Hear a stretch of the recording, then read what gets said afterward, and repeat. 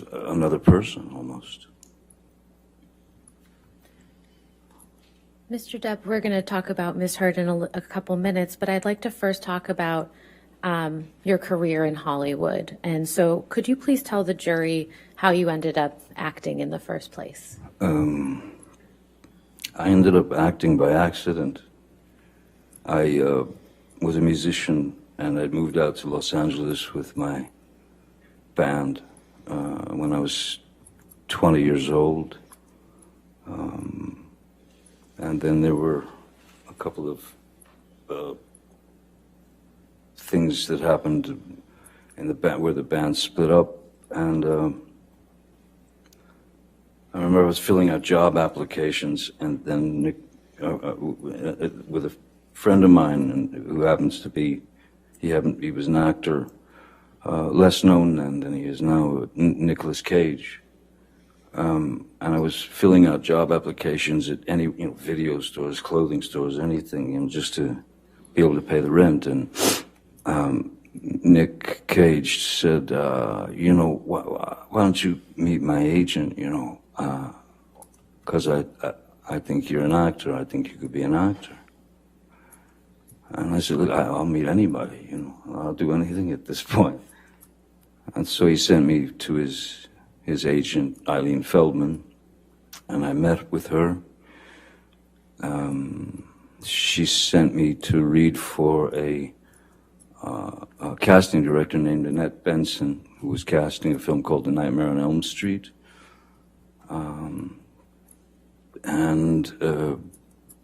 They brought me back to read for the director, Wes Craven, and I read for Wes Craven and somehow got the job. But I was by no means an actor. I didn't have any desire to be an actor. I was a musician. But the fact that these people were going to pay me what I found to be a ludicrous sum of money, which was it was kind of the SAG minimum. It was $1,284 a week, which I'd never seen that kind of dough before in my life. And so I suddenly, then I did some other couple of dumb movies because I still, in my mind, I was a musician, and this was just a way to pay the rent, pay the bills, live. Then suddenly I found myself on that road. I had been placed on that road as an actor, and then one thing led to another, from film to film, and then I was cast in a TV series called 21 Jump Street when I was 22, I believe. Mr. Depp, between the time that you were cast in Nightmare on Elm Street and you were cast in 21 Jump Street, how did you enjoy acting during that time? It was foreign to me. But I didn't have any great ambition to be an actor. I'm a normally, I've always been quite a shy person. I've always been quite introverted. And so there was a very strange metamorphosis from being one of four, that is to say, one of four in a band where you have this fraternity or this brotherhood, and you're out there fighting the world together to try to get that record deal or whatever you're looking for. And when I got on this series and my life started to change in various ways, that is to say that people started to, you go into a restaurant and you'd see people whispering and pointing and all that. I was very uncomfortable with it. I was very uncomfortable with it, and I didn't like it. Just because I never wanted to be the lead singer and the guy out front and get all the attention, and I didn't. So suddenly I was on my own, and I was having to deal with this newfound sort of notoriety, and it was odd. It was very odd, and it was. Yeah, it was a very uncomfortable thing. I mean, I don't think it's anything that one can get used to. I'm still not used to it now, which I'm actually glad that I'm not used to it.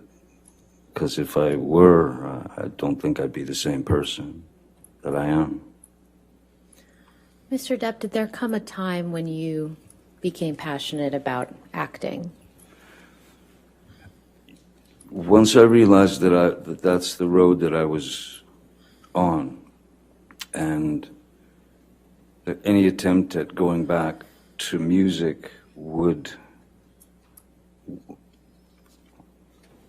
be it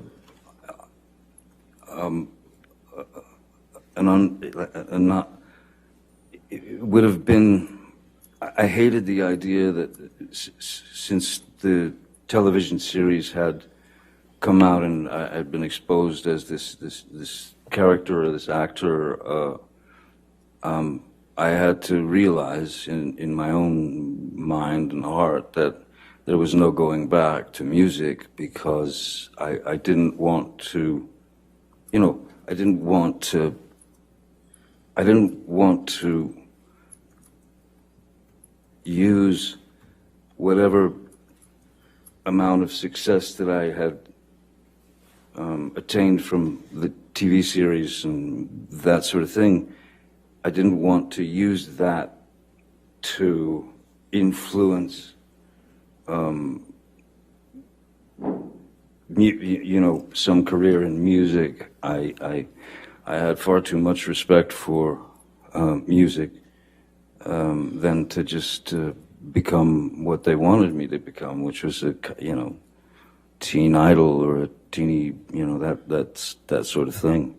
I fought that with everything in my being. So once I realized that music was no longer an option, then I began to study at various places. The Loft Studio, which is now long gone, in Los Angeles. I studied with some other teachers, Sandra Seacat. I read all the books that you could read, and all that was great, but you realize that the only way to learn, or the only way to learn how to, it's not act necessarily, the only way to learn how to react and behave, because it's just behavior and it's reaction, was to do it. It's on the job training, it's trial by fire. So I did my best to work up my own approach towards a character and such. And what were a couple of the first few projects that you worked on where you were really able to implement that approach? I would say that the first film that I had done, that I really took, where I really felt, okay, I've done the work, I know what I need to do. I would say that where I considered myself an actor, I suppose, was when Oliver Stone cast me in Platoon in 1986. How did you come to be cast in Pirates of the Caribbean? Well, that's many years later, but I had been Disney had offered me a film called Hidalgo, when it was about a man and his horse in the desert and stuff, and I read the screenplay, and I just didn't think it was for me, but I wanted to have a meeting with them because at that point I had a 2-year-old, two and a half year old daughter, and so, or three, and for 3 years I watched nothing but animated films, cartoons from Tex Avery to Bugs Bunny to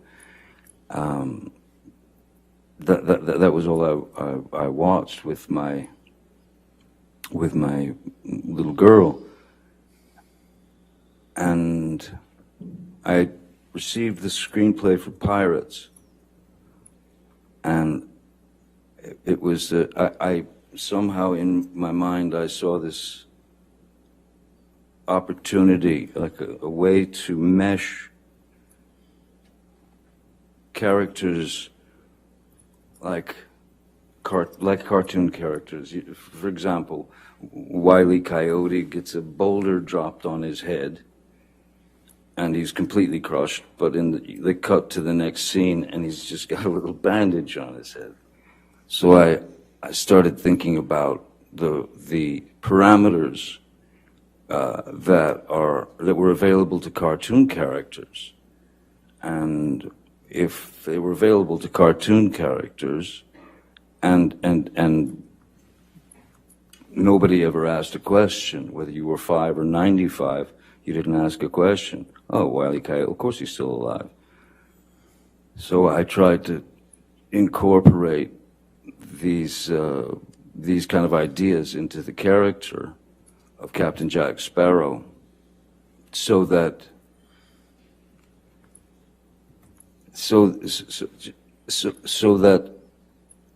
I could try to push those parameters and control the sort of suspension of disbelief, to be able to control the characters' actions, words, movements, and put them in a place where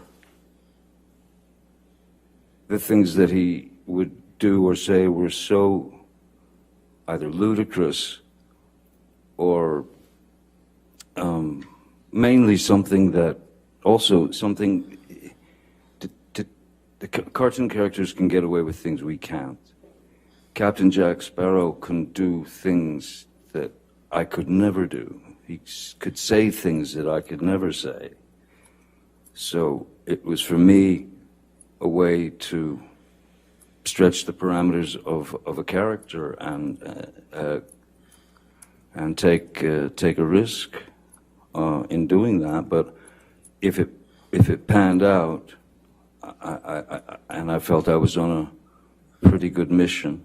If it panned out, I thought that it might be a character who would be accepted by 5-year-olds and 45-year-olds and 65-year-olds and 85-year-olds, and in the same way that Bugs Bunny is, You mentioned believed. You mentioned that you received the script. When was that? I'm sorry?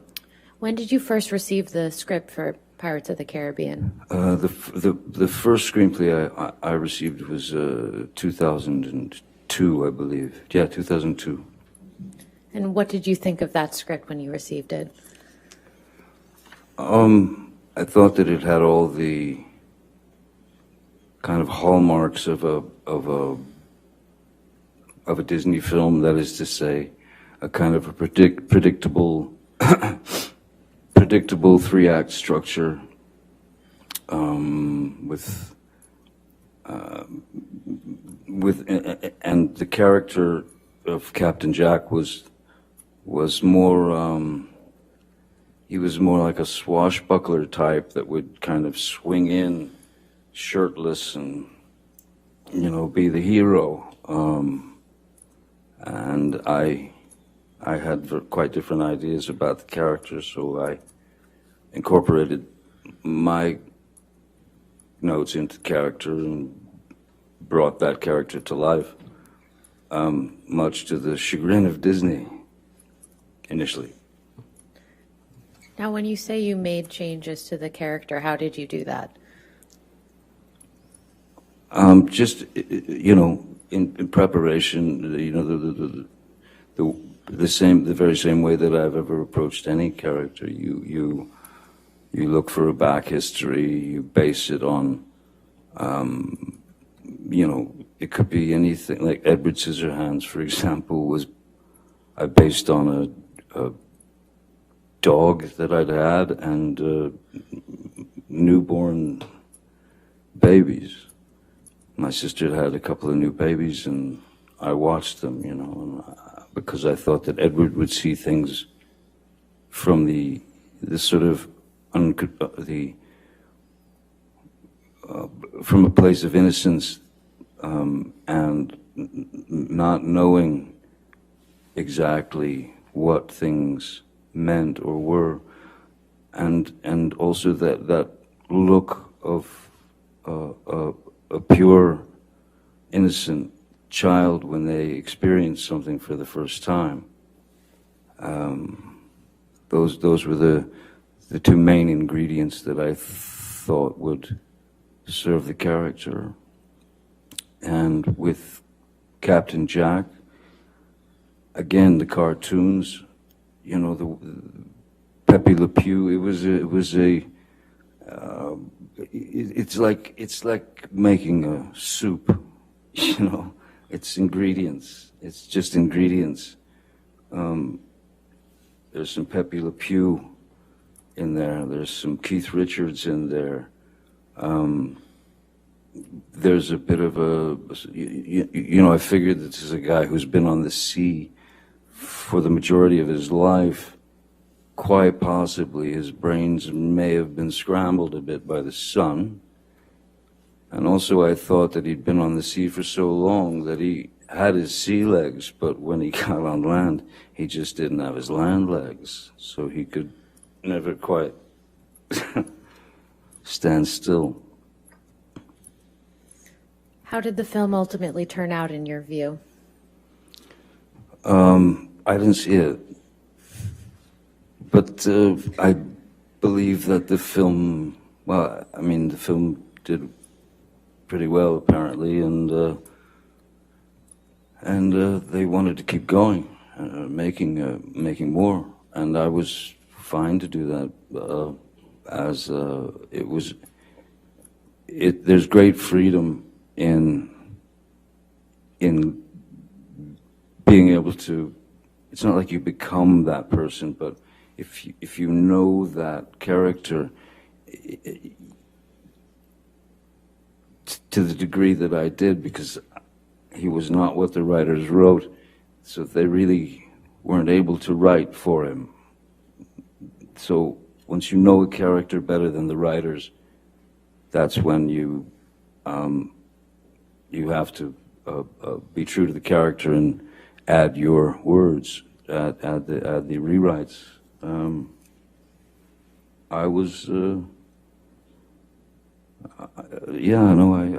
I believed in the character wholeheartedly, and